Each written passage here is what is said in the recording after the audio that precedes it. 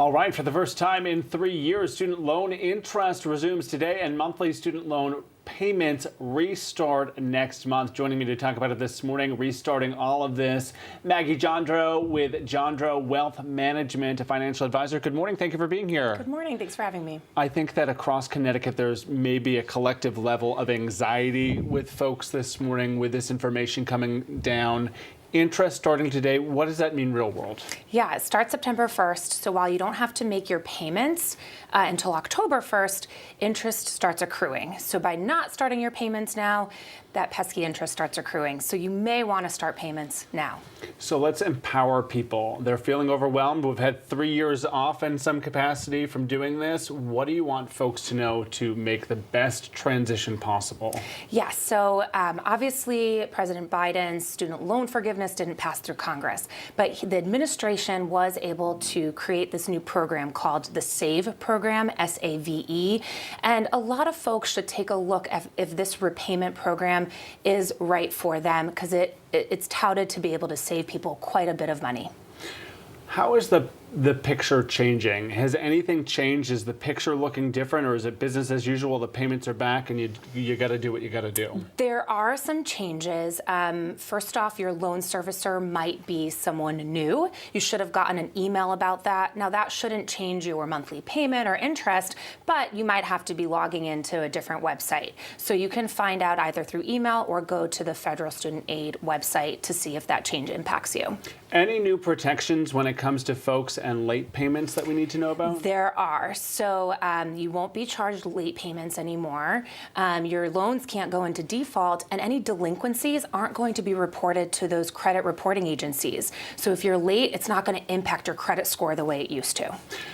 I want to speak directly to those folks at home who may be feeling overwhelmed by some of this. They may not have the benefit of a financial advisor. They may not know what a financial advisor is. Sure. Let's empower folks this morning. If you're feeling overwhelmed, if you're feeling underwater, what can we do? What steps can somebody take today to kind of alleviate some of that? Sure. So definitely first go to that student federal aid website.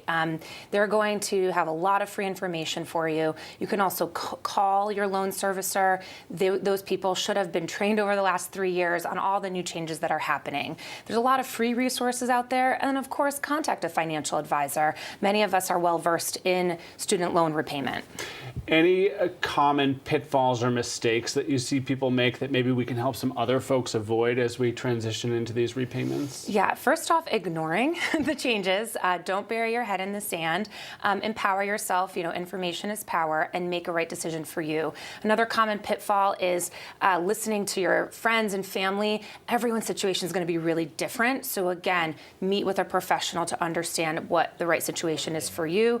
And lastly, that SAVE program does sound really great. Probably will lower payments for the majority of folks that enroll in that income-driven repayment, but not necessarily everybody. So you want to make sure that you're not going to be one of that smaller group that SAVE program might make your payment go up. A lot of folks are looking at various pools of debt, be it credit card, student loan. They have mortgages to pay. Do you prioritize those in any one order? What's your advice on that front? Yes, I always say look at the interest rates. So for the last 3 years, your student loans probably said 0%. Now you're going to see an interest rate there. So typically I say whatever has the highest interest rate, the most money should be going towards, because it's costing you the most. But remember, always be making your minimum payments on all of your debt, just so you don't incur late fees and your credit score isn't compromised. And for somebody who's standing by thinking that the federal government may come back with another stab at this, the Biden administration's plan has already been shot down.